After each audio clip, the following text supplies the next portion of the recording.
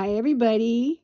It's Cara, and I've got the proof for the 2025 calendars.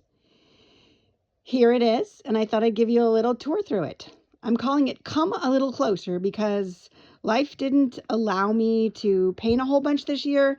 So, short of a bunch of new paintings, I'm going to give you a different view into my existing work. Some of my favorites, some we haven't seen in a calendar in a while, most of them. A few of them are brand new, never seen them, and you won't get the whole thing big. You'll get the up close view. So anyway, so this is what I said here. A dear friend offered me the idea to do something different with this year's calendar. So instead of including as much as I could of each painting in the upper square of the page, I would zoom in. I would come closer. Changing the composition does something. It calls out things that may have been overlooked, like a water drop, the grace in the curl of a petal, or a hidden splash of color. So here are 12 pieces of my work, 12 of my paintings, some of them brand new, where I saw something to invite you to come a little closer.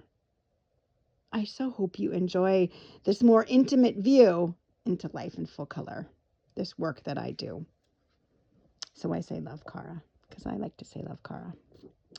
January. This is Starshine. And there's the whole thing. That's what the whole painting looks like. And this is a close-up view. And my little comment says, all this color, all these colors, radiating from the centers of star-shaped succulents. The morning light was the kicker. February, this is Firelight. So we go from Starshine to Firelight. There's some similarities there. This is a horizontal piece that I took a part of the actually right-hand side of it. And for this, I say, from the first second, it was these frilly-edged petals that became my world. So what that I was in the middle of a real estate tour? March, here's one of the new kids on the block. This is called Whisper, and it's a square, 22-inch square. And there's the whole thing, but now we're going to look at just the upper part. And I said, Dad planted this Gravenstein apple tree decades ago. Every springtime since, it brings the whisper of new beginnings.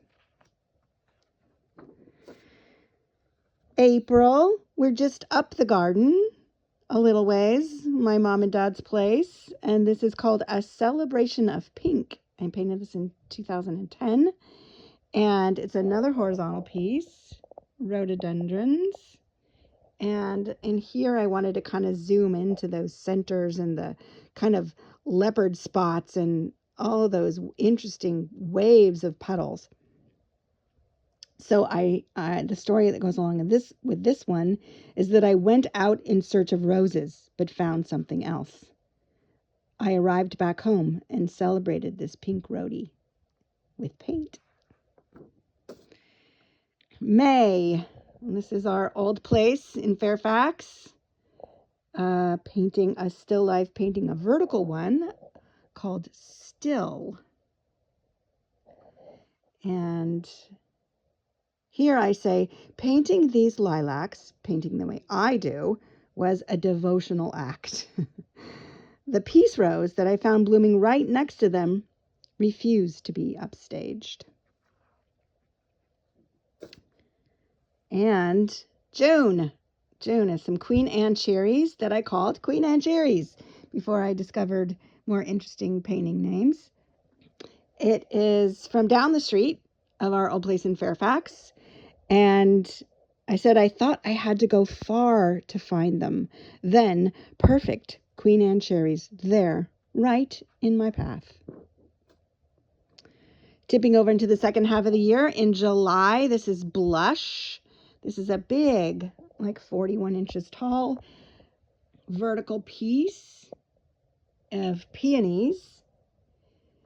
So I say, peonies from Trader Joe's. Yes, really. Sitting on the sill in the stairwell. The light was exquisite.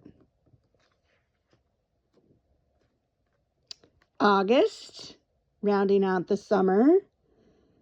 This is called Lustina, and it was the centerpiece from a wedding Joe and I went to. I don't think the wedding was in August, but no matter.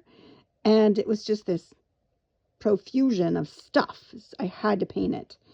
It is a largish, 38, not 41, but 38 inches wide, similar to blush, but I took a little bit off one side.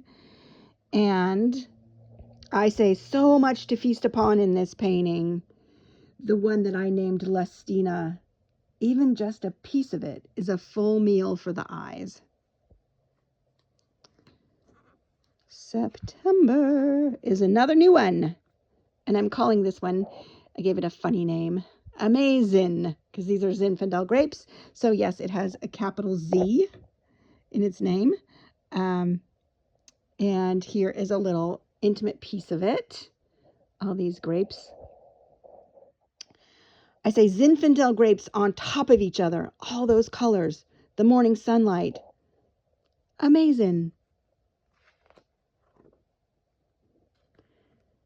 October is something that I called Offering. And it's hydrangeas in a bowl sitting on a tile on the edge of a fountain. There's so much going on here. It's exactly the same size as Lustina, kind of big. That's the whole thing. And I say a day of offerings all around, between friends and as inspiration for my brushes and petals. Excuse me, as inspiration for my brushes and paints. How could I resist? November. This one is called Always, and it was in honoring of my parents. And there's a bit of a story. All of these stories, by the way, are on my website. I think except Whisper. I don't quite have Whisper up, but I hope to have that soon.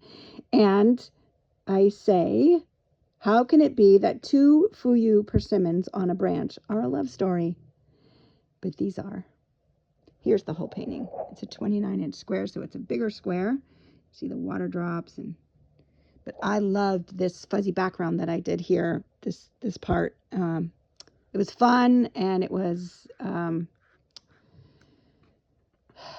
cool. I liked how it ended up. All right, so the finale is called Beatitude, which means supremely blessed, and it is an allusion to statements that were said by Jesus of Nazareth, where he combines what we would think of as negative with something that is a blessing. So, like, blessed are the poor, for they shall inherit the earth. So, this one is in the same size as always, a 29-inch square. This was Christmas time, and these hydrangeas were still gorgeous. And the last caption here is, near the end of the year, these hydrangeas still clung to their color. Even the fading leaves had pink in them. Okay, so that is the 2025 calendar. Here's the back side with all 12 of the paintings.